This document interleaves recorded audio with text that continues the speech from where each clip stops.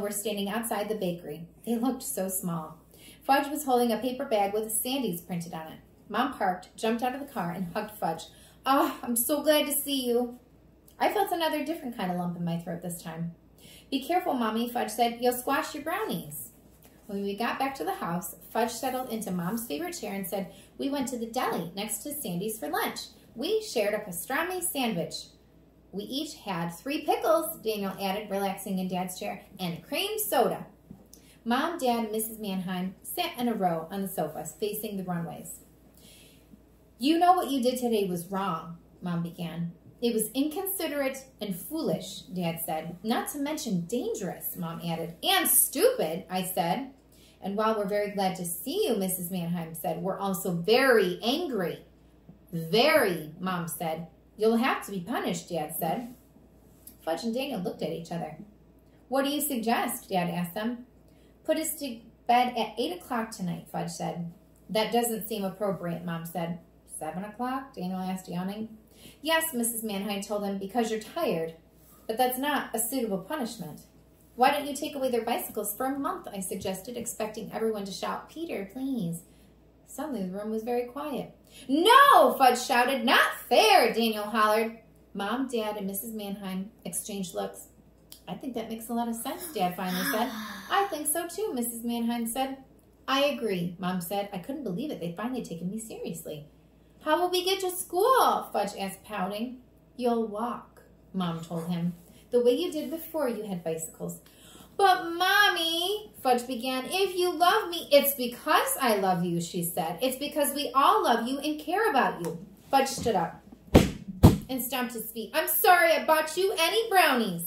Dad took their bicycles, chained them together, and set them on a shelf in the garage. "I hope you both learn that you can't run away every time something happens that you don't like." "Running away doesn't solve anything," Mom said. "We had a good time," Daniel said, "so ha.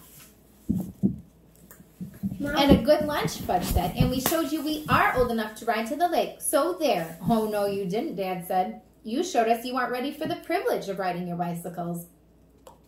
Fudge and Daniel looked at each other again, and this time they both started crying. We ordered pizza for supper. Daniel stopped crying long enough to remind Mom, "I don't eat anything with peas or onions." "How could I forget?" she said.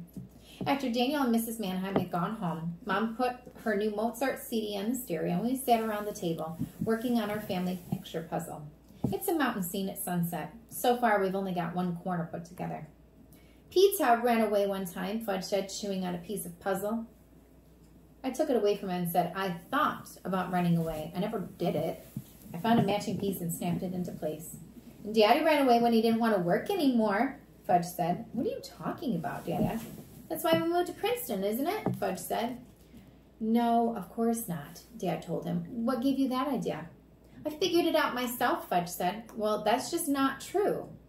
"Then why did we come here?" Fudge asked. "For a change," Dad explained. "That's why I wanted to go to the lake," Fudge said, "for a change." "Speaking of Princeton and changes," Mom said, polishing off her 3rd brownie, "Millie and George will be back soon, and we have to decide what to do." "What do you mean?" I said. "Well, we either have to find another house here, or we have to get ready to move back to the city." "You mean we have a choice?" I asked. "I always thought we were living in Princeton for the year, and that was it." Tootsie toddled over, reached up, grabbed a handful of sunset pieces, and ran away with them. "Hey, come back with those," I said, chasing her across the room. I handed her a rubber mouse, so she dropped the puzzle pieces. "I'm not crazy about the idea of commuting," Dad said, "but if the rest of you want to stay here, I'll do it." "Commuting?" I asked. "Yes," Dad said, "I'm going back to work at the agency." "No more writing?" I asked. "Not for now," Dad said. "I found out I'm not very good at it. I may never finish my book." I knew he wouldn't, but I didn't say so. "I'm very good at advertising, though," he continued, "and I'm anxious to get back to work." He looked at me. "But that doesn't mean I want to be president of the agency, Peter." I know, I said. "What about you, Mom? What are you going to do?" "Well, with Daddy going back to work at the agency, I'd really like to get started on my art history classes, maybe at NYU. "That's in the city, isn't it?" "Yes," Mom said. "It's in Greenwich Village." "So you both want to go back to the city?" I asked. They touched hands and Mom said, "I guess we do." "What about you, Peter? What do you want?" Dad asked. I don't know, I said. I'm used to it here, but I still miss New York. I don't remember New York, Fudge said. Of course you do, I told him. No, I don't, he said. Can I ride my bike there? In some places, I said, like Central Park. I remember Central Park, Fudge said. And you remember our apartment, I told him. And the elevator and Henry. Oh, that's right. I forgot about Henry and the elevator. Mom and Dad laughed. What about you, Tootsie? Fudge said. Where do you want to live, Princeton or New York? Yuck, Tootsie said. Did you hear that? Fudge asked. Yuck, Tootsie said again. Mom and Dad exchanged surprised looks. That's Tootsie's first word, Fudge said. She wants to live in New York, too.